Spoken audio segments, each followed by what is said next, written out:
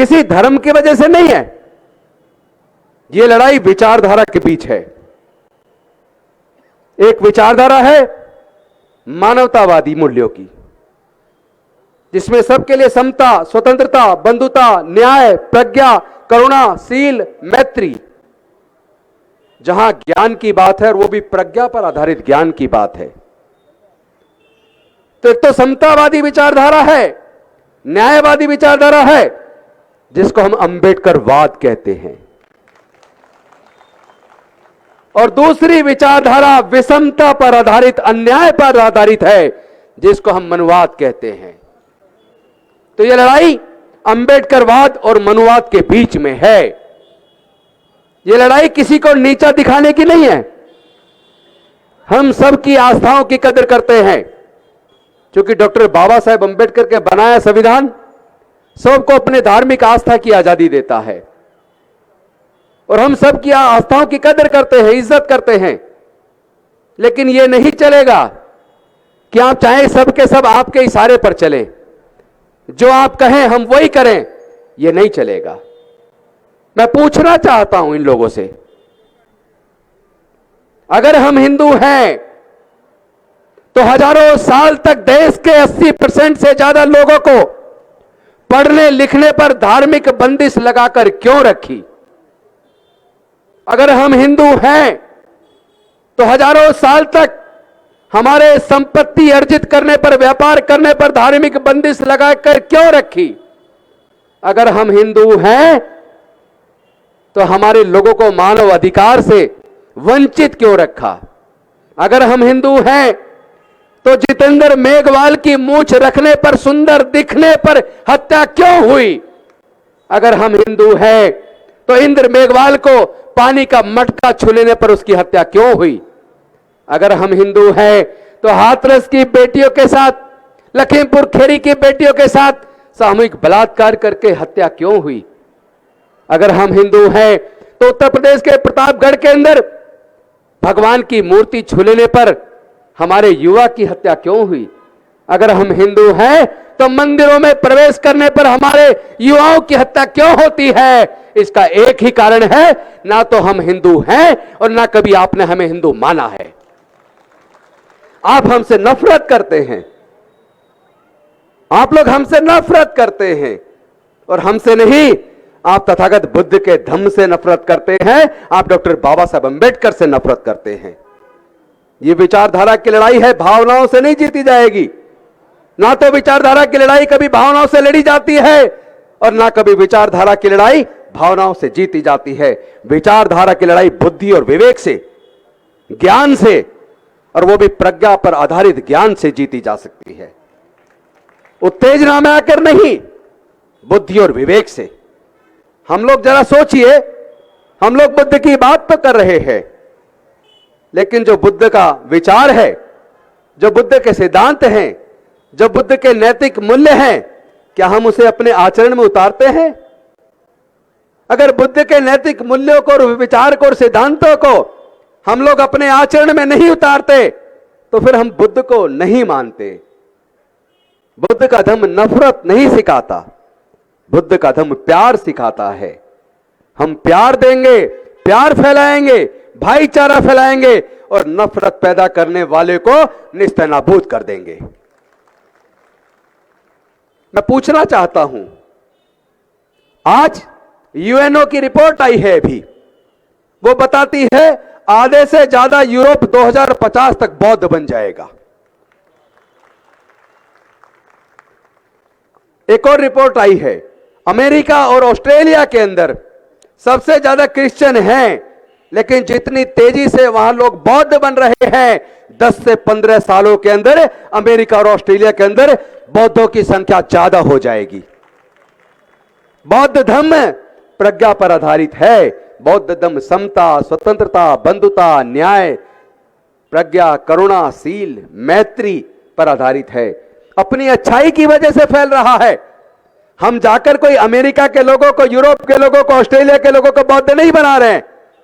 वहां के लोग बुद्ध की जो नैतिक मूल्य है, बुद्ध के जो ज्ञानवर्धक शिक्षाएं हैं, जो सबको मानव को एक समान मानती हैं, क्योंकि बुद्ध का धम्म और धर्म के अंदर जमीन आसमान का फर्क है।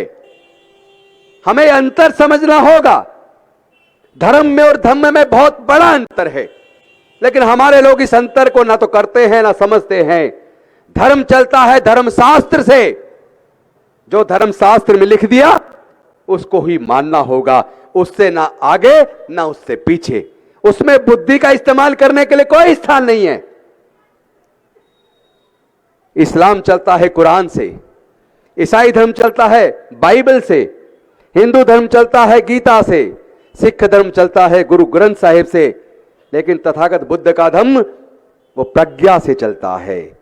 वो समता पर आधारित है, वो मानवता पर आधारित है, वो मैत्री पर आधारित है, वो करुणा पर आधारित है। वो ऐसे ज्ञान से चलता है, वो ज्ञान जो प्रज्ञा पर आधारित हो। उसके अंदर अंधविश्वास के लिए, पाखंडवाद के लिए कोई जगह नहीं है। उसके अंदर नफरत के लिए कोई जगह नहीं है। तो हम लोगों को यह देखना है वो कौन लोग हैं जिन लोगों ने वर्ण व्यवस्था बनाई। वो कौन लोग हैं जिन्होंने जातियां बनाई। क्योंकि अमेरिका में जातियां नहीं है, इंग्लैंड में जातियां नहीं है, इटली में जातियां नहीं है, स्पेन में जाति नहीं है, फ्रांस में जाति नहीं है, जर्मनी में जाति नहीं है, रसिया में जाति नहीं है, जापान में जाति नहीं है, चाइना में जाति नहीं है, न्यूजीलैंड में जाति नहीं है, ऑस्ट्रेलिया में जाति नहीं है। जब पूरे दुनिया के अंदर जाति नहीं है तो केवल भारत के अंदर जाति क्यों? और यह जाति किसने बनाई? जातियों के बनने से किसको फायदा हुआ और जातियों के बनने से किसको नुकसान हुआ? देश में केवल देश के सारे संसाधनों पर कब्जा केवल 10% लोगों का है। 90% लोग संसाधन से विहीन है। 90% लोग गरीब और लाचार हैं। 90% लोग नागरिक जीवन जीने के लिए मजबूर हैं, नरक की जिंदगी जी रहे हैं। 90% लोगों से एजुकेशन को महंगा करके एक साजिश के तहत दोबारा से छीन लिया गया है। जो हमारे विकास के रास्ते जो डॉक्टर बाबा साहब अंबेडकर ने बनाए थे, वो हमारे एजुकेशन के रास्ते खोलकर, हमारी रिप्रेजेंटेशन दिलाकर, शिक्षण संस्थानों में रिजर्वेशन देकर, सरकारी नौकरियों में रिजर्वेशन देकर दिए थे। वो रास्ते आज की इन सरकारों ने एक साजिश के तहत बंद कर दिए हैं।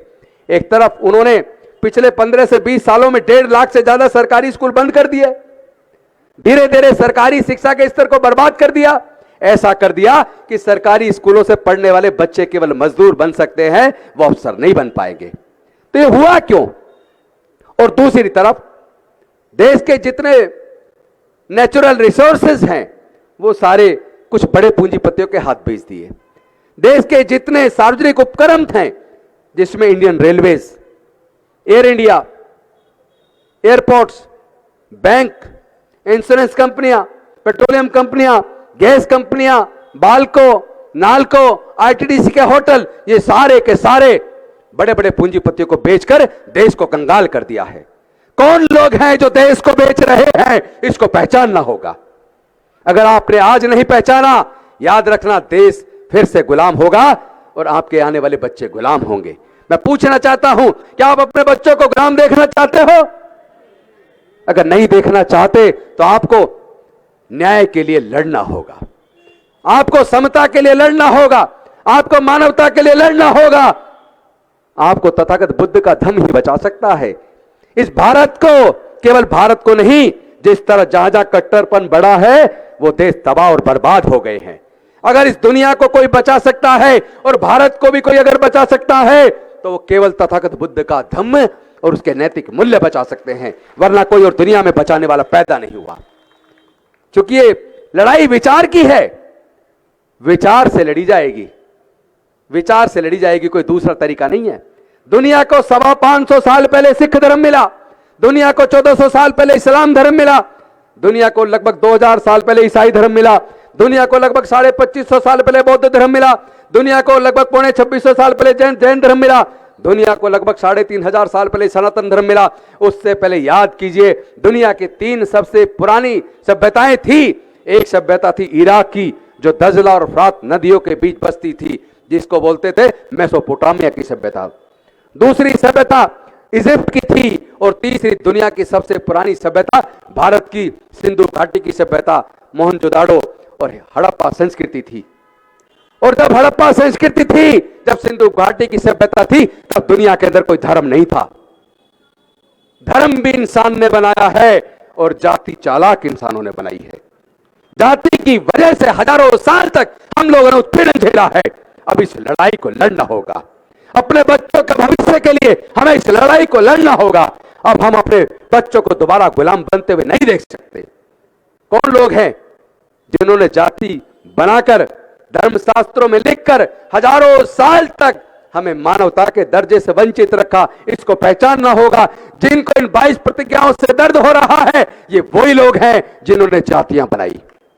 ये वही लोग हैं जिन्होंने वर्ण व्यवस्था बनाई। ये वही लोग हैं जिन्होंने हजारों साल तक हमें जानवर से भी बदतर जिंदगी जीने के लिए मजबूर किया।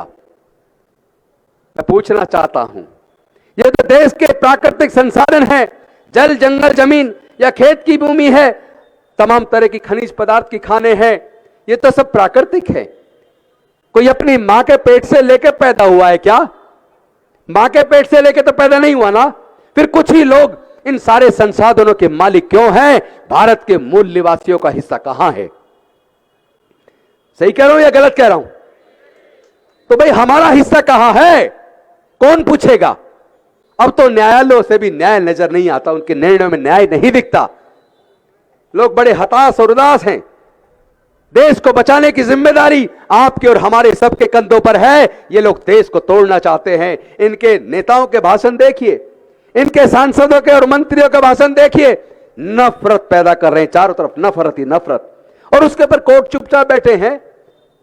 क्या कोर्ट के पास भारत के संविधान ने ऐसी पावर नहीं दी कि जो लोग देश के अंदर नफरत का वातावरण पैदा कर रहे हैं, जो इंसान इंसान में भेद पैदा कर रहे हैं, जो जाति और धर्म के नाम पर लोगों की हत्याएं करते हैं, ऐसे लोगों को क्या कोर्ट रोक नहीं सकती? क्योंकि सरकार तो नहीं रोक पा रही, कम से कम कोर्ट तो रोके।